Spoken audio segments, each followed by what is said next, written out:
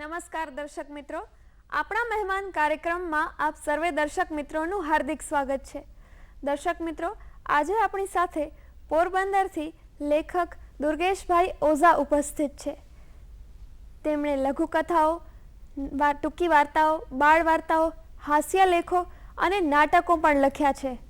શબ્દસૃષ્ટિ, પરબ, નવચેતન, કુમાર જેવી અનેક સાહિત્ય સામયિકોમાં તેમની 250થી વધુ રચનાઓ પ્રકાશિત થઈ ચૂકી છે. તેમણે 2 લઘુકથા સંગ્રહો, 2 ટૂંકી વાર્તાના સંગ્રહો અને 1 બાળ વાર્તાનો સંગ્રહ કરીને 5 પુસ્તકો પણ પ્રકાશિત કર્યા છે. નમસ્કાર સાહેબ. નમસ્કાર સર, તમે તમારા જીવનના લેખનની વાત તો પછી કરશું, પણ તમે અત્યારે નિવૃત્ત બેંકના કર્મચારી છો. તમે ભૂતકાળમાં બેંકમાં કાર્ય કર્યું છે.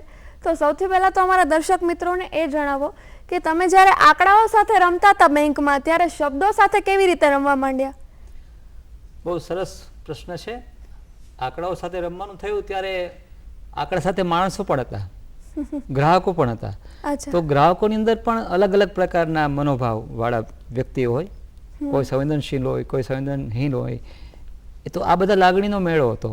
એટલે એમાંથી પણ વાર્તા જન્મી શકે. એટલે યંત્રવત કામ થતું હોય, એની સાથે એક લાગણીશીલ વ્યક્તિત્વ સાથે પણ કામ પાડવાનું હોય છે.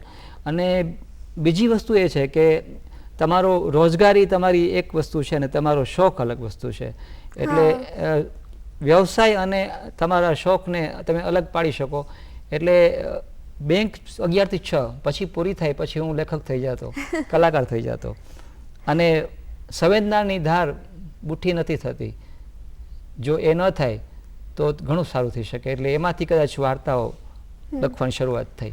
એટલે સર, એજ્યુકેશન તો તમારું પ્રોપરલી કોમર્સમાં જ થયેલું ને, કે સાહિત્ય ક્ષેત્રે તમે એજ્યુકેશન લીધેલું? મેં M.Com કરેલું, કોમર્સ વાણિજ્ય વિભાગ. અચ્છા, કોમર્સથી થઈને તમે પાછા સાહિત્યમાં રસ લેવા માંડ્યા? હા, એટલે કોમર્સની સાથે જ હું સાહિત્ય સાથે રસ લેતો હતો, કારણ કે બંને સમાદર ચાલતું હતું.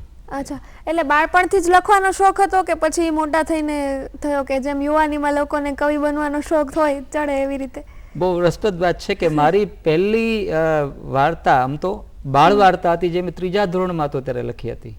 ફૂલવાડીમાં પ્રકાશિત થઈ હતી. જોકે એ મારી પોતાની નથી, એક અનુવાદિત હતી, પણ એક બીજ રોપાયું છે ત્યાંથી. અને મને સૌથી પહેલી મારી લઘુકથા કુમારમાં પ્રકાશિત થઈ, ભાઈ બહેન. અને કુમાર જેવું સુંદર મજાનું સામયિક આવ્યું. એટલે એમાંથી મને પ્રેરણા મળી. અને પછી એક ચાનક ચડી અને નરોત્તમભાઈ પલાણ જેવા બહુ મહાન લેખક, એમણે મને પ્રોત્સાહન આપ્યું. અને પછી ધીરે ધીરે હું સાહિત્ય તરફ વધારે આગળ વધતો ગયો. બરાબર. એટલે સર, લખતા હોઈએ અને વાર્તાઓ ખાસ કરીને લખવાનું આવે ત્યારે એવું થાય કે કોઈ કથા બીજ તો જોઈએ. મતલબ એવી રીતે તો બેસીને કાંઈ પણ ન લખી શકાય. ક્યાંકથી તો ક્યાંક વાર્તા આપણે જોયેલી હોય અથવા કલ્પના કરેલી હોય તો લખી શકાય. તો મુખ્યત્વે વાર્તાનું કથા બીજ તમને ક્યાંથી મળે? ઘણીવાર આપણે કોઈ વસ્તુ, ઘટનાઓ જોતા હોઈએ છીએ અને એ ઘટના આપણા હૃદયને સ્પર્શી જાય છે. અને એમ થાય કે નહીં. ઉદાહરણ આપું કે આપણે મેળામાં જતા હોય, બધા જતા હોય, તો મેળો માણતા હોય છે. પણ મેં મેળામાંથી એક જોયું કે એક બાપ, દીકરો અને મા ત્રણેય જાય છે અને એમાં રમકડાની જીત ચાલે છે. અને પછી એમાંથી દીકરા માટે રમકડું એ ભગવાન હોય છે. તો એની વાત હું એટલા માટે કહું છું કે ઉદાહરણ સાથે, કે તમને કથા બીજ ક્યાંથી મળ્યું એનો ખ્યાલ આવે. એટલે ત્યારે દીકરો બાપને કહે છે કે મને આ રમકડું લઈ દો. બાપ કે આગળ ચાલ, આગળ ચાલ. પછી છેલ્લો દિવસ આવે છે મેળા, ત્યાં સુધી નથી લઈ દેતા. પછી છેલ્લે એમ કે છે દીકરો કે પપ્પા ઢીંગલી તો લઈ દો મને. ત્યારે પછી ના પાડે છે બાપા, પપ્પા કે નહીં. ત્યારે એ મમ્મી સામે જોવે છે દીકરો, એટલે કે એ તો મારી ભેટ તાળશે ને.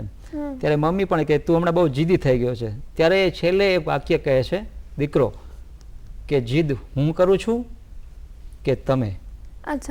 તો આ મેળામાં ગયા તો એક મેળો માણવાની મજા છે, એ પણ માણવી જોઈએ. પણ જ્યારે તમે લેખક છો ત્યારે એ સાક્ષી ભાવ કેળવીને વાર્તા, આ બીજ આમાંથી મળે છે.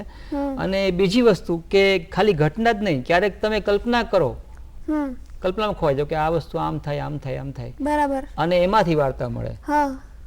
અને આમાં રોચક વાત વધારે મારે એ કહેવી છે કે ક્યારેક એવું બને છે કે હું વાર્તા લખું છું પછી એ ઘટના બને છે. અચ્છા, એવું થાય છે? હા.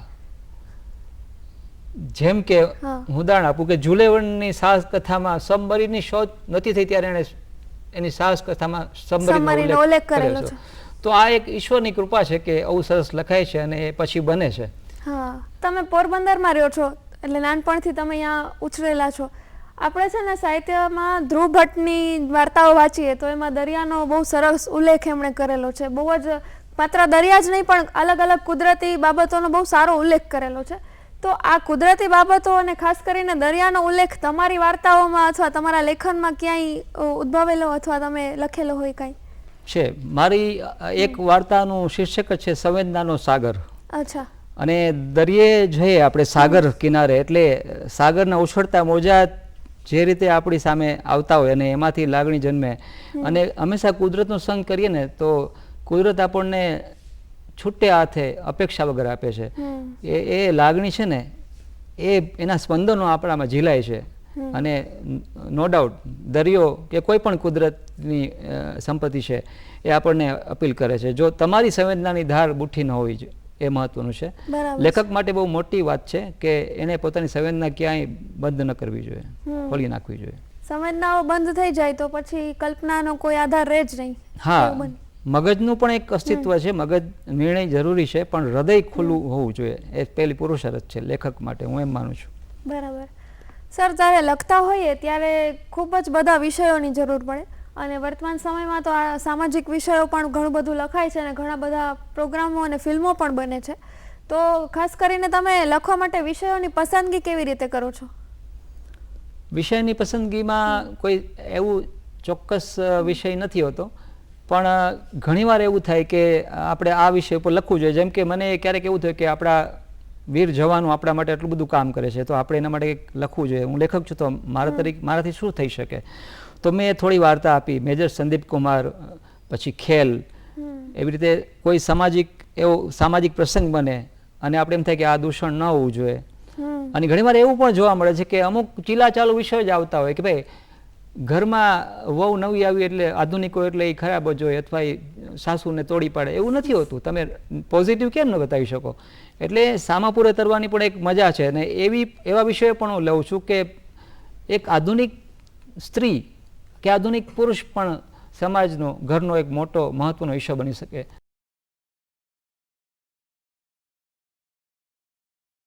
સર, તમે એવું છે કે મહારાષ્ટ્ર રાજ્ય શાળા બોર્ડ અને ગુજરાત રાજ્ય શાળા બોર્ડમાં વિદ્યાર્થીઓ છે આજે પણ તમારી વાર્તાઓ ભણે છે એટલે આપણી લખેલી લેખક તરીકે લખેલી વાર્તાઓ હોય એ વિદ્યાર્થીઓ ભણતા હોય એટલે એ મોટી વાત કહેવાય. એટલે તમે એના વિશેની થોડી વાત તમારા દર્શક મિત્રોને કરો.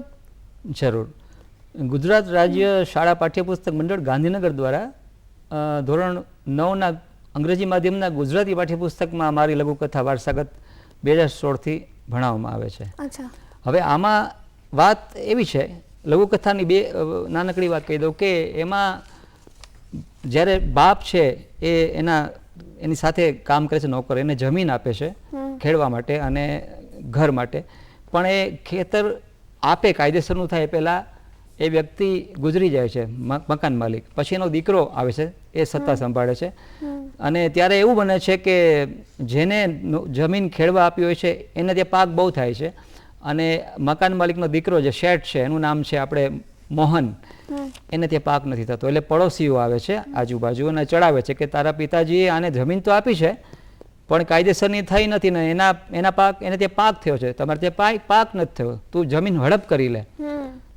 ત્યારે મોહન એ બધા સાથે પડોશીઓ સાથે જાય છે. પડોશીઓ બે પ્રકારના હોય છે, એક સળી કરે એવા અને એક ધૂપ સળી કરે એવા.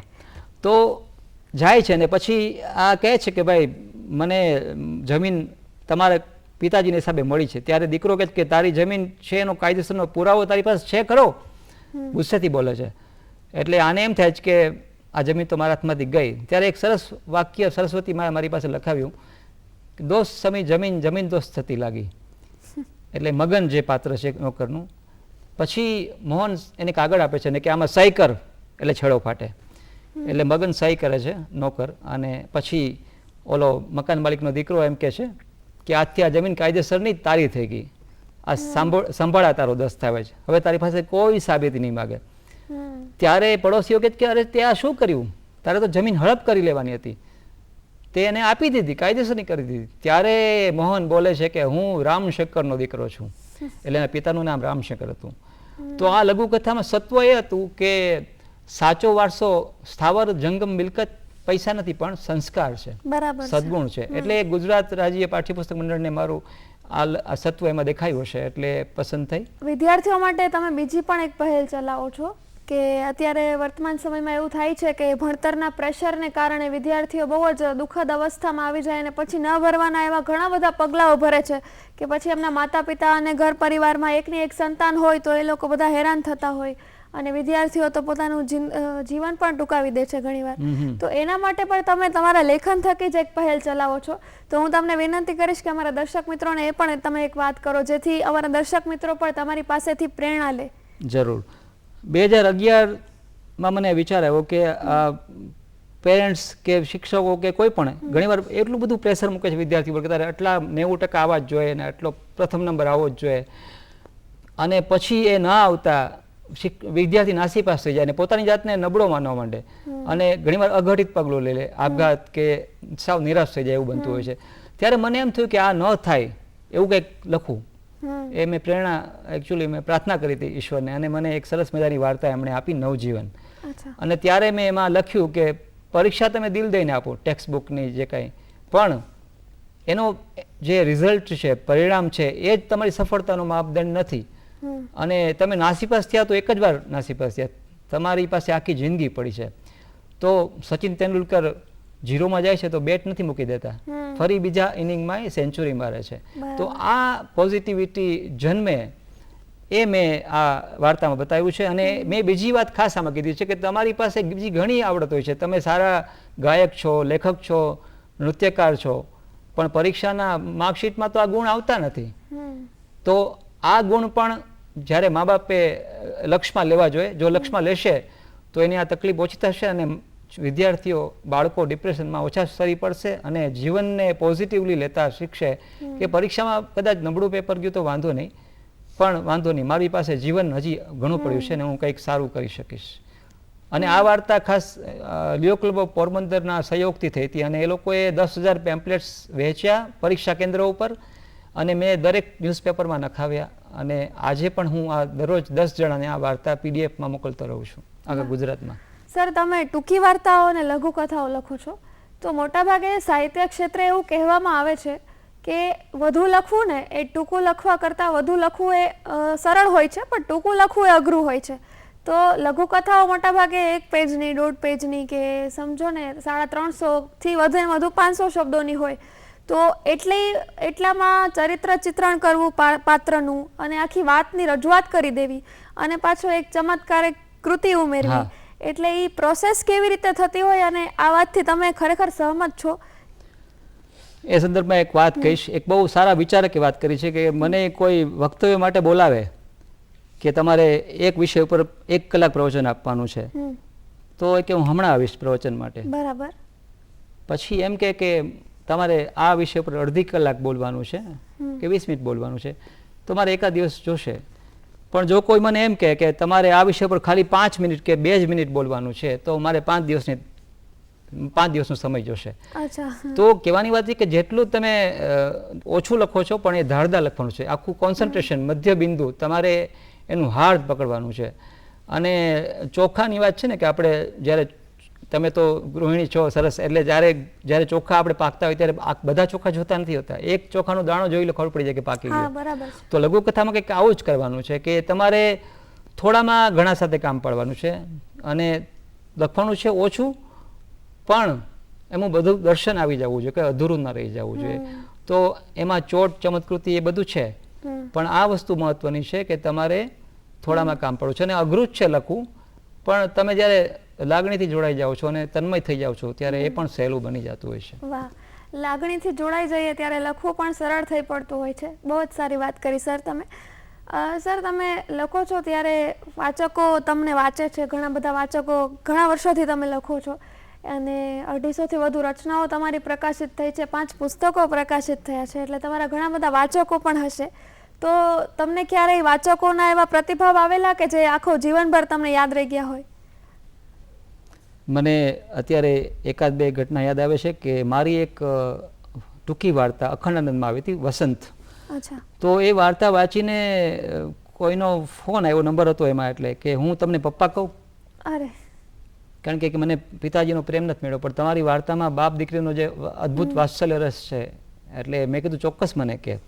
અને પછી મેં એના ઉપર બીજી વાર્તા લખી એના નામથી જ, સોનેરી સોનાલી. અને એ પણ દીકરી બાપ ઉપર જ હોય, પુત્રવધુ સસરા ઉપર, પણ એક દીકરીનો પ્રેમ. અને બીજી ઘટના એક વાર બની હતી મેજર સંદીપ કુમાર, એ પણ અખનાનંદમાં આવેલી. અને એ વાર્તા વાંચીને 80 વર્ષની ઉપરના એક વાચકે મને કહ્યું કે આ કાં તો તમે આર્મીમાં લશ્કરમાં હોવા જોઈએ, કાં તો આ સત્ય ઘટના હશે, કાં તમે સિદ્ધ લેખક હોવા જોઈએ, 3માંથી ચોથું ન હોઈ શકે. ત્યારે મેં કીધું કે 2 ઘટના તમે કીધી નથી, અને ત્રીજો હું મારી જાતને કહી શકું નહીં. પણ આ મારી અંદર આવ્યું કે આ આર્મી માટે કંઈક સરસ મારે લખવું જોઈએ, અને અંદરથી ઉગ્યું એ બહાર પૂગ્યું, એમ કે ને. એટલે ઘણીવાર આવા વાચકોના સુંદર મજાના પ્રતિભાવો આવે છે, અને ત્યારે એમ થાય કે મારી સાચી મૂડી, મારો સાચો પુરસ્કાર આ જ છે.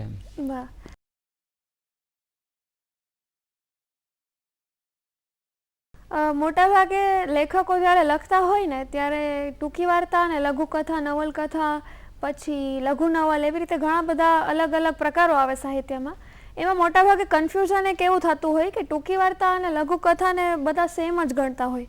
તો એ ખરેખર એક સરખી વાત છે કે અલગ અલગ છે, અને અલગ અલગ છે તો એ કેવી રીતે અલગ પડે છે? લઘુકથા, ટૂંકી વાર્તા અને નવલકથાને હું ક્રિકેટ મેચની પરિભાષામાં કહું તો નવલકથા એ ટેસ્ટ મેચ છે. અચ્છા. ટૂંકી વાર્તા એ 50-50 છે, અને લઘુકથા એ 20-20 છે. અચ્છા. હજી બીજી રીતે કહું ફળની ભાષામાં તો નવલકથા એ તરબૂચ છે, ટૂંકી વાર્તા એ કેરી છે, લઘુકથા એ દ્રાક્ષ છે. પણ જુઓ, બધાની મીઠાશ છે, દરેકનો આદર છે, દરેકનું એક મહત્વ છે. એવું નથી કે આ નાનું મોટું. અને હા, તફાવત ક્યાં પડે છે, આ તો મેં બહારથી વાત કરી, પણ એની અંદર જાય કે લઘુકથામાં વર્ણન ઓછું હોય છે. લાઘવ, નાનું નામ જ છે લઘુકથા, એટલે લાઘવ. પણ એની લાઘવ એની મર્યાદા નથી, એની વિશિષ્ટતા છે. એટલે એક તો એનું કદ ઓછું હોય છે. ટૂંકી વાર્તામાં વર્ણનને અવકાશ છે, વધારે તમે વર્ણન કરી શકો કે ભાઈ આ પહેરવેશ છે ને આ છે, તે છે. પાત્રોનું વર્ણન, એમના સ્વભાવનું અને એમના કપડા કે જે કંઈ પણ પરિસ્થિતિનું વર્ણન. હા, પણ આમાં લઘુકથામાં વર્ણન હોય છે એટલું બધું નહીં, થોડુંક જ. એ 2 લીટીમાં તમારે કહી દેવું પડે કે, અથવા એનો સંવાદ, અથવા એવી એક ઘટના મૂકી દો કે જેનાથી એના સ્વભાવનો ખ્યાલ આવી જાય, અથવા એના પહેરવેશનો ખ્યાલ આવી જાય. ઘણી લઘુકથામાં એવું બને છે દીકરી કે વાર્તામાં એ લઘુકથામાં એ ઘટના કીધી ન હોય છતાં વાચકને ખબર પડી જાય કે આ ઘટના બની ગઈ છે. તો આ લઘુકથાની મજા છે, અને એમાં ચમત્કૃતિ હોય છે, અંતમાં ચમત્કૃતિ હોય છે. ટૂંકી વાર્તામાં ચમત્કૃતિ ન હોય એવું નથી, પણ લઘુકથાનો એક મોટો એક મહત્વનો ભાગ કહી શકાય કે એમાં ચમત્કૃતિ હોય છે, લાઘવ હોય છે, એનું કદ ઓછું હોય છે, પણ એમાં પ્રયોગશીલતાને અવકાશ છે. એવું નથી કે એ બંધિયાર ખાબોચ્યું નથી, લઘુકથા એ વહેતું ઝરણું છે, એમાં પ્રયોગોને અવકાશ છે જ. પણ આ બધા, અને હા, સંવેદના, ખાસ સૂક્ષ્મ સંવેદન હોવું જોઈએ. એમાં એક મહત્વનો એક જ પોઈન્ટ હોય, એને તમારી આજુબાજુ ફરવાનું છે, એમાં રમવાનું છે, છતાં એ તમને અધૂરું ન લાગવું જોઈએ. ટૂંકમાં લખવા છતાં અધૂરું ન લાગવું જોઈએ. હા, એટલે ઘણી વાર છે ને વાંચતા હોઈએ ત્યારે 3-4 લીટીની જ લઘુકથાઓ આવેલી હોય, તો એ પણ લઘુકથાનો જ પ્રકાર કહેવાય? એમાં હું થોડો અલગ પડું છું. 3-4 લીટીની લઘુકથા મારા દ્રષ્ટિએ લઘુકથા ન કહી શકાય, કારણ કે એને આપણે હું તો એને અણુકથા કહીશ. લઘુકથામાં થોડીક સંવેદના તો આવી જોઈએ. તમે 4 લીટીમાં ચમત્કૃતિ, વાક્ય રચના, વાક્યની કરામત મૂકી દો, એ લઘુકથા નથી. એમાં લાગણી અંદર આપી નિરૂપાવી જોઈએ આખી, એટલે એનું પોત બંધાવવું જોઈએ. ખાલી તમે ઉપર છેલ્લું મૂકી દો તો લઘુકથા નથી થતી. ઘટના, લાગણી, પછી એની માવજત, એની શૈલી, એટલે એમાં થોડું હોવું જોઈએ. ટૂંકી વાર્તાથી ઓછું, પણ એટલું તો હોવું જોઈએ સત્વ કે તમે એને સમજી શકો, એમાં રસ લઈ શકો. પ્રિય લેખકો હોય અથવા પ્રિય પુસ્તકો હોય, એમનો ઉલ્લેખ કરો, અને કેવી રીતે તમે વાંચનની પ્રક્રિયાઓ કરતા આટલા બધા કામમાં પણ? વાચક મને લખવાની પ્રેરણા મળી એના પાછળ એક લાઇબ્રેરી બહુ મોટી વસ્તુ છે. પોરબંદરની સ્ટેટ લાઇબ્રેરી, ભારતોદી લાઇબ્રેરી. હંમેશા હું તો એક કહીશ કે આપણે પછી આ તો મુદ્દો લેશું કદાચ કે કેવી રીતે લખવું, તો એના માટે સતત વાંચન જોઈએ. એટલે હું વાંચતો રહેતો. અને તમે જે વાત કરી મારા પ્રિય લેખકો, એક લેખક તો કહી નહીં શકું, કારણ કે ઘણા બધા લેખકો છે, અને વિવિધ લેખકોને વાંચવા જોઈએ. પણ થોડા નામ આપીશ તો ચંદ્રકાંત બક્ષી છે, કિશનસિંહ ચાવડા છે, રજનીકુમાર પંડ્યા છે, ઓ હેનરી છે, એન્ટોની ચેખોવ છે, પછી આપણા ઓશોને આપણે વિચારક તરીકે ગણીએ પણ એના પણ સરસ મજાની એના લેખો હોય છે. એ ઉપરાંત આપણા ધ્રુવભાઈ ભટ્ટ, અદ્ભુત વિનોદ ભટ્ટ, બકુલ ત્રિપાઠી, નિરંજન ત્રિવેદી, ઘણા બધા નામો છે. રવિન્દ્રનાથ ઠાકુર અને રમણલાલ સોની બાળ વાર્તા માટે, આવા ઘણા બધા લેખકો મને પ્રિય છે. અને પુસ્તકોમાં તો આપણા ઝવેરચંદ મેઘાણીની વાર્તાઓ જે છે, લોકકથાઓ, એ સિવાય આપણા બીજા ઘણા બધા લેખકોની, આ રવ દેસાઈ છે, એ બધાની, આ ભૈયાદાદા, ધૂમકેતુની વાર્તાઓ, તો આ જયંત ખત્રીની વાર્તાઓ છે. તો આ ઘણા બધા પુસ્તકો વાંચ્યા છે. બરાબર. સર, તમે નાટકો પણ લખો છો, એટલે મોટાભાગે બાળ નાટકો પણ લખતા હશો, બાળ વાર્તાઓ લખો છો, એટલે વર્તમાન સમયમાં જોવા જઈએ ને તો બાળ નાટકો બહુ જ ઓછા છે. તો એ વધે અને લોકો બાળ નાટકો લખતા થાય એના માટે શું કરવું જોઈએ? મતલબ બાળકોનો જીવનનો અભ્યાસ કરવો જોઈએ કે પછી એના માટે કોઈ અલગ પ્રક્રિયા કરવી પડે? બાળક બનવું પડે લેખકે, અને તમારે એની અંદર ખૂપી જવું છે. બાળ વાર્તા જ્યારે લખતા હોય ત્યારે તમારે બાળક બનો તો જ લખી શકો. પણ આપણે બાળ નાટકની વાત કરીએ છીએ, તો અત્યારે ઘણા લોકો પાસે ટેલેન્ટ છે પણ એને બહાર આવવાનો મોકો નથી મળતો. તો આપણે એવું કંઈક લખવું જોઈએ, બાળ નાટકો, નાના નાના બાળ નાટકોની શરૂઆત કરવી જોઈએ. અને એના માટે આપણે શાળાઓમાં પણ આ કાર્યક્રમ કરવો જોઈએ અને નાટકો કરાવવા જોઈએ અને લખવા જોઈએ. અને અભિનયના જે અજવાળા છે, પાથરી આવી રીતે, તો આપણે એમાં વિવિધ શાળાઓને સંપર્ક કરીને આ કરી શકાય અને આ બાળ વાર્તા ઉપરથી બાળ નાટકો સરસ થઈ શકે. બરાબર. સર, તમે આજે અહીંયા આવીને અમારા દર્શક મિત્રોને ખૂબ જ સારી માહિતી આપી. ઘણી વાતો બહુ જ અજાણી હતી અમારા માટે, અને તમે અમને વાતો જણાવી, અમને ખૂબ આનંદ થયો. અંતે અમારા વાચક મિત્રો, જે દર્શક મિત્રો છે અને જે વાચક મિત્રો છે, લેખક મિત્રો છે, એમના માટે કોઈ સંદેશો આપવા માંગશો? હા, જે લેખક મિત્રો, વાચકો તો આપણા રાજા છે કે, અને ચંદ્રકાંત બક્ષી કહેતા વાચક રાજા, એમ. એટલે વાચક તો એની બહુ મોટું મહત્વ અને માન છે. લેખકો માટે એમ કહીશ કે એ લોકોએ, જે બીજા લેખકોએ પણ કીધું છે, એનું પુનરાવર્તન કરીશ કે સતત વાંચવું જોઈએ. અને આપણા ઝોનરનું જ નહીં, જે લોકો વાર્તા લખતા હોય એને કવિતા પણ વાંચવી જોઈએ, ટૂંકી વાર્તા પણ વાંચવી જોઈએ, લઘુકથા પણ વાંચવી જોઈએ, કારણ કે દરેક રસ્તા એકબીજાને કામ લાગતા હોય છે. અને બીજું, એને હંમેશા બાળક પોતાનું બચપણ ગુમાવવું ન જોઈએ, પોતાની અંદરનું બચપણ જીવતું રાખવું જોઈએ, કુદરત સાથે સંગ કરવો જોઈએ અને સતત વાંચતા રહેવું. અને તમે જે કંઈ લખો એમાં ખૂફી જાઓ, એક પાત્રમાં સાક્ષીભાવ કેળવો કે એમાં એટલા ખોવાઈ જાઓ કે એમાંથી તમને વાર્તા મળે. અને બહુ મહત્વની વાત, આજની ટેકનોલોજી બહુ અત્યારે વધી ગઈ છે, તો ટેકનોલોજીની દુનિયામાં તમારી સંવેદનાની ધાર બુઠી ન થવી જોઈએ. ટેકનોલોજીનું સ્વાગત છે, એ જરૂરી છે, પણ સંવેદનાના ભોગે એ ના આવે, એ જોવું જોઈએ. તમારી જો સંવેદના જાગૃત હશે તો તમે સરસ મજાની વાર્તા લખી શકશો. સંવેદનાની સાથે કલ્પના શક્તિ પણ એવી જ ખીલવો, કલ્પનાના ઘોડા દોડાવો અને લાગણીને સાથે રાખો, તો સરસ વાર્તા લખી શકાશે અને વાંચવાની પણ મજા આવશે. બહુ સારી વાત કરી સર તમે, કે દરેક પ્રકારની વસ્તુઓ છે વાંચવી જ જોઈએ આપણને. અને કહેવાય ને કે તમે કીધું જેમ કે દરેક પ્રકારનું જે લેખન છે એ દરેકના રસ્તાઓ એક જગ્યાએ મળે, એટલે દરેકના રસ્તા એક જગ્યાએ ચોકે જ મળે છે. એટલે બધું જ વાંચો, અને ટેકનોલોજી છે એનો ઉપયોગ પણ વાંચવા માટે પણ થઈ શકે છે. તો સર, બહુ જ સારો મેસેજ આપ્યો તમે અમારા દર્શક મિત્રોને. તમારો ખૂબ ખૂબ આભાર સર. Thank you. ધન્યવાદ.